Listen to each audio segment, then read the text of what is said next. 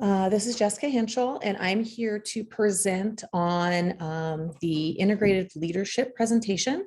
So my presentation is going to be on the bond model of integrated leadership. So today's agenda, we're just going to kind of go over the overview of the leadership, kind of discuss the three different types of leadership models that I based my original model off of, discuss the original aspects of the BMIL, also look at the application and current trends for the BMIL, and also discuss how we're going to integrate the BMIL into the healthcare industry. And our learning objectives today are going to cover the connection between the DCL, the UC, and the OMI models. We're also going to look at understanding how we developed a designer leadership model, which is the BMIL. We're also going to look at current trends on how do we improve patient healthcare delivery and decrease provider burnout. And then also we're going to learn about the application when it comes to decision-based making responses. So when we're looking at leadership in healthcare, what do we know? What needs to be accomplished and how? This is a very competitive market. Stakeholders support their organizations by trying to have them accomplished by meeting their mission, their vision, their goals, and different leadership styles, team values, and organizational performance directly impacts these elements of healthcare. So the goal is to decrease the current issues in healthcare while also looking at this complex system of improving the situational decision-making responses. So to meet the needs of the healthcare providers and patients, leaders aim to assist in developing a proactive leadership skill through their knowledge and abilities. So how do we do this? Well, through the BMIL, it'll address the leadership challenges in primary care and integrative settings. The model will combine the constructs of empirical leadership models to create more of a fluid environment for teams. And in a result, the model can meet the current trends in healthcare and also use leadership solutions to integrate care support with team efficiency. So the first model of leadership that I chose was the dynamic culture leadership model, or also known as the DCL. So the DCL focuses on the art of leadership. And part of the art of leadership is the communication improvement, the decision-making alignments, employee enhancement, and the knowledge and management of the organization's learning, which can be applied to the healthcare's current needs. So in this section, the DCL and the chosen aspects will also align with the BMIL and how it's structured around it. So the DCL also emphasizes more of an important balance, which is important to maintain leadership in the challenging internal and external environments. So organizations that follow a sequential process of constructs have the best potential to deal with the change in their environment while building a culture that will be effective during times of change. So the first construct is we're looking at the communication improvement for healthcare teams.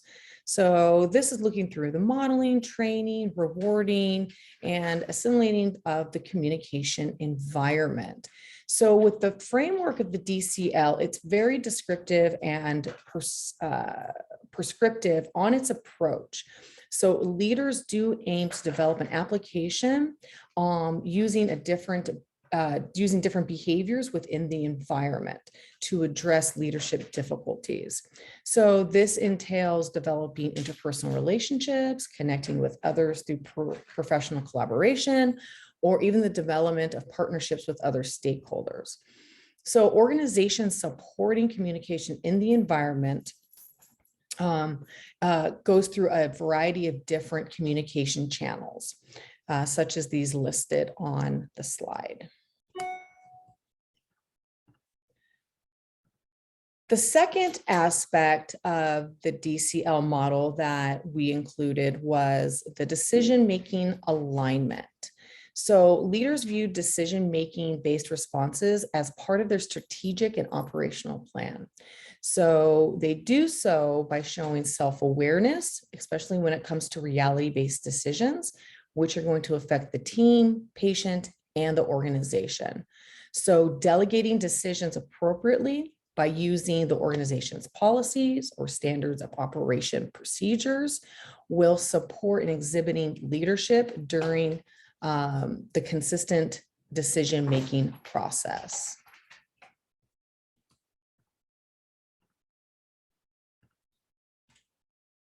The next aspect of the DCL model that was included was the employee enhancement. So leaders with clear and strategic plans also identify the individual talents and competencies to establish what is needed for the culture of the organization.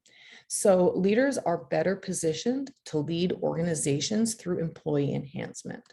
So through observations, trainings, employee performance measures, leaders can identify the individual's trustworthiness of either wanting to either increase or decrease their responsibilities as part of their team.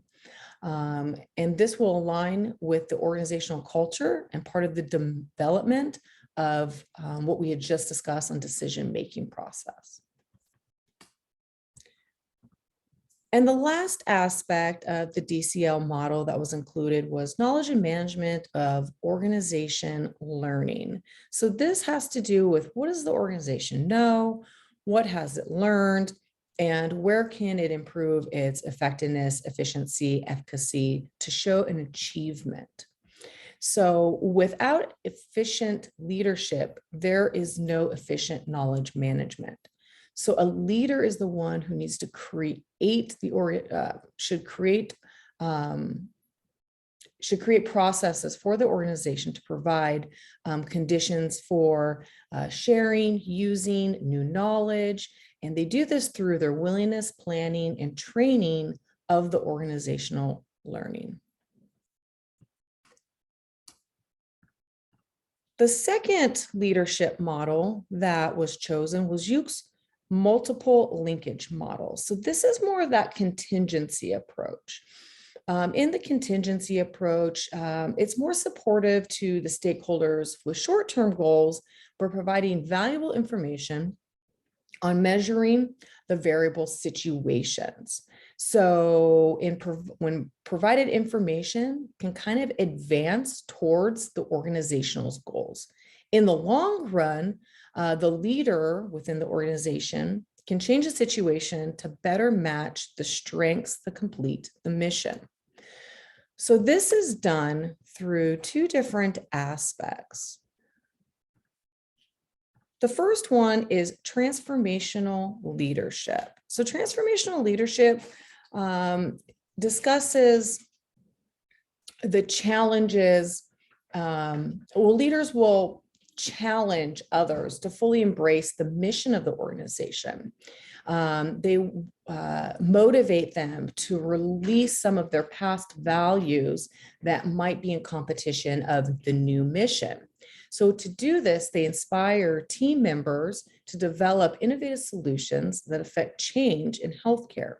And they use this through motivational strategies and building on behavioral momentum of current successes and achievements. The second aspect is transactional leadership. So transactional leadership is where the leader views more of the individual and team contingencies. So the goal is to set up different performance standards that the individual or the team would need to meet, and it's based off of a reward system. Mostly it's monetary. So, and there's different types of group contingencies that can motivate staff to meet their performance standards and also meet goals within the organization. And some of those contingency groups are dependent, interdependent, and intradependent. And with the individual performance standards, these are more of a motivating to gain specific performance goals. The third model of leadership that was chosen was the OMBUS leadership model. So this looks at the different confounding variables, internal and external, that affects the environment and how the environment plays a role in fostering goal-directed behavior, such as the individual's values, maybe the organization's resources, culture, and even education that has been provided. So the first environmental aspect is looking at that nature versus nurture. Are individuals born leaders? This is an ongoing debate, and this is part of that confounding variables in a very multifaceted model, which makes us view, is it the nature that creates a leader? Is it the nurture, or is it a combination of both? So constructs such as the individual's values, culture, higher power influences, or even environmental pressures are often not brought in and are discarded as an antecedent for fostering leadership skills. So at the same time, these constructs are excellent examples for providing a more appropriate conditions and how we're also approaching decision-based responses in the changing environment of healthcare. The second aspect that also aligns with the environment is looking at setting events. So within the setting events, there's a fundamental reason for this focus to shift to a more highly competitive work environment, where all of the organizations must be oriented to respond to the changing situations. So in in this environment, there are different antecedents that could possibly affect decision-making processes, such as the task significance, social supports, transformational leadership, and empowerment. So using these three different leadership models, the Bond model of integrative leadership was developed, and it is an original model or a designer model, and it combines the constructs of the empirical leadership of the three models we just discussed, and it really creates a fluid environment for leaders and teams that focus on their communication style, what motivates their behavior, and then also it identifies the interpersonal relationships within their organization. So applying effective and lasting change to these teams' environment can also increase the quality of care and lower the cost of healthcare while decreasing the possibility of burnout within the organization and providers. So one original aspect that was developed through the BMIL was looking at interpersonal relationships. So the interpersonal interaction, it really does contribute to a strong relationship and trust between the leaders and others. Could be stakeholders, this could be patients, this could be, within your individual teams. And emotional intelligence, such as listening, empathy, and awareness, really does support the conceptualization of commitment of growth through interpersonal communication and building a community of trust. So these interpersonal communication skills will also overlap with patient-centered communication.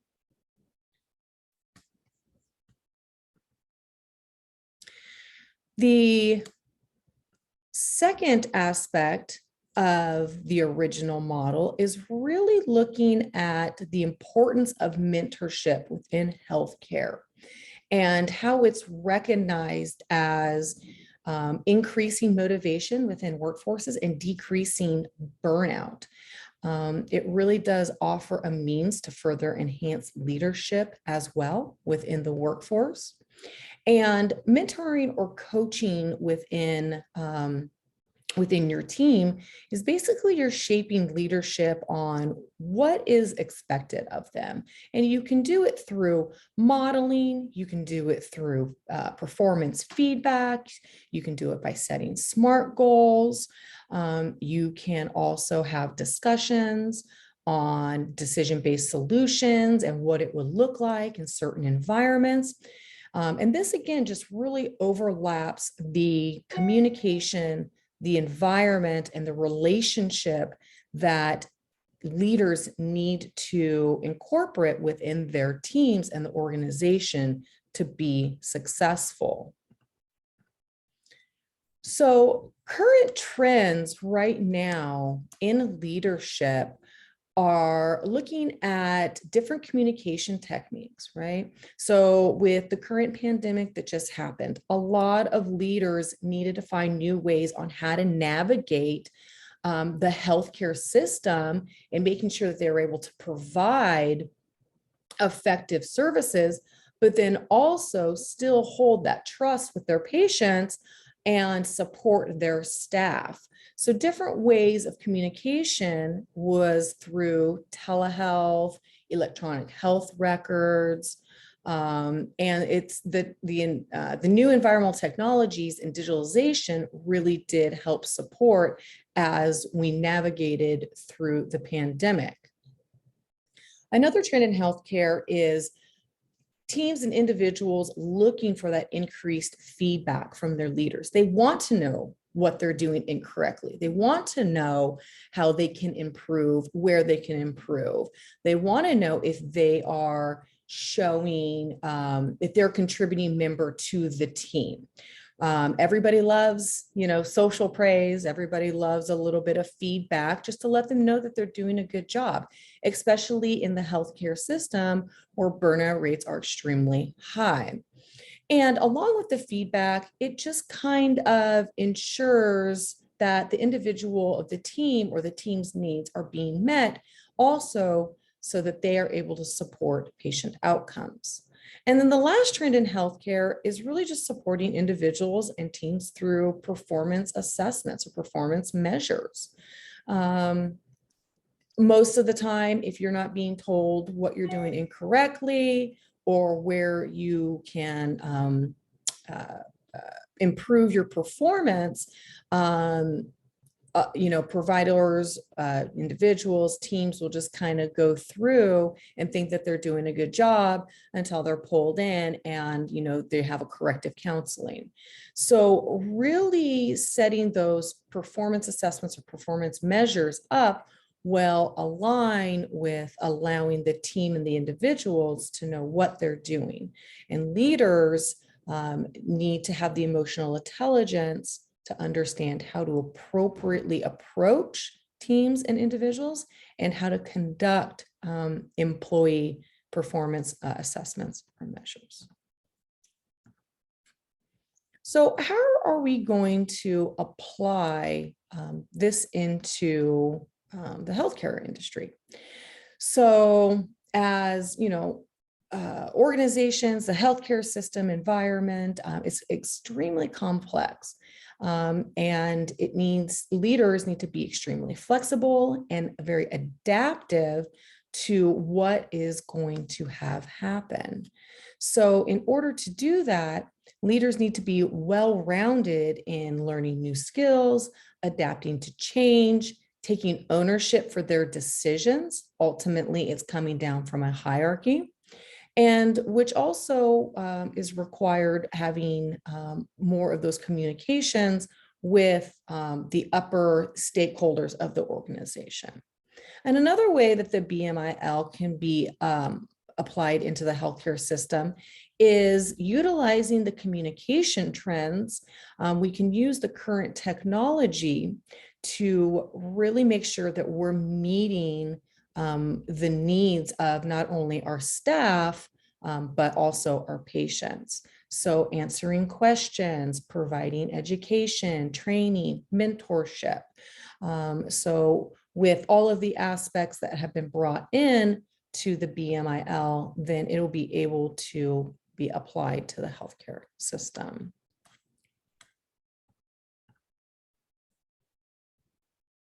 Within integrative care, we're looking at more of a multi-dimensional element or multi-dimensional relationships. So this goes through collaboration, this goes through working with stakeholders. So really having that interpersonal relationships with other providers, right? Really identifying what team needs need to be met and what patient needs to be met and what everybody's role is.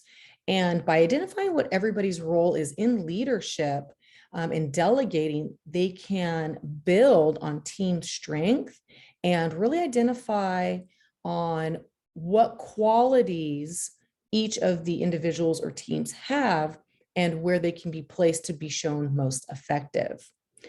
And also, same thing, working in integrative healthcare, you're collaborating, right? You're still coaching, training, mentoring other providers. We all have our own scope of practice. What another provider is doing may not be within your scope. So really sitting down, having that open line of communication and building a relationship so that you're able to accept feedback on, this is the way that I'm going to approach the patient. This is how we can both integrative care to show more effective treatments. So in conclusion, the bond model integrative leadership is really a multi-level professional relationship building model. And it shows that through effective communication, contingency theories, and environmental constructs, leaders can really display successful skills towards their individuals and their teams to implement real-life decision-making responses, which can be linked to the organization's vision. So the bond model integrative healthcare leadership can also be utilized as a tool to improve not only the organization's communication, but also really look at the strategic strategies for reflecting on the team's and the individual's behaviors within the healthcare system. I want to thank you today for this presentation. Here is a list of my references. If you have any questions, please feel free to reach out to me. Thank you.